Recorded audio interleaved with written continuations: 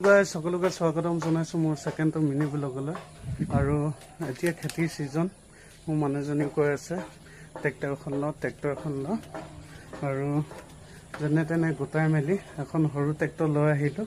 উপায় নাই, এইখন চক আমাৰ সৰু ট্ৰেক্টৰখন। আৰু ফাইনেলি লৈ আহিলোঁ। এতিয়া ট্ৰেক্টৰখন পাই কেনেকুৱা লাগিছে? ভাল লাগিছে। ভাল লাগিছে ন? ট্ৰেক্টৰখন দেখিবলৈ কেনেকুৱা? ধুনীয়া, বহুত ধুনীয়া। কি মন্তব্য দিবা? এতিয়া নিজে হাল বাব, মতা মানুহ নালাগে আৰু। সঁচা মতা মানে সঁচা নালাগে? নালাগে ই বোলে বাইদেউ খুব মৰম কৰে ট্ৰেক্টৰখন। আৰু এইখন ট্ৰেক্টৰখন মানে নগদ দি অনা নাই, আধিকে আনিছে ট্ৰেক্টৰখন।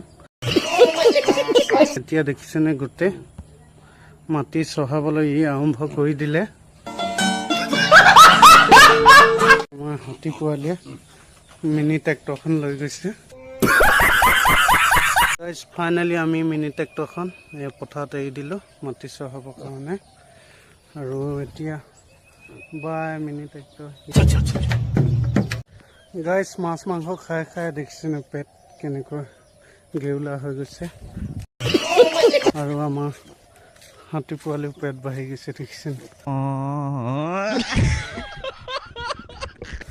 পেট বাঢ়ি গৈছে, সেইটো কাৰণে আমি নতুনকৈ মানে ঘৰৰ চটৰ ওপৰত জিম এখন খুলিছোঁ।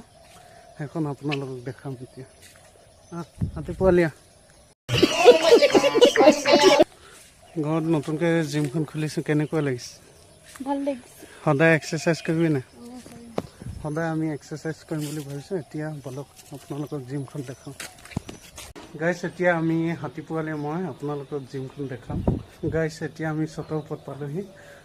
গাইছ 1 2 3 এইখনে আমাৰ জিমখন, নতুন জিমখন। আৰু আপোনালোকে কেনেকুৱা পাইছে নতুন জিমখন কমেণ্ট বক্সত কমেণ্ট কৰি জনাব।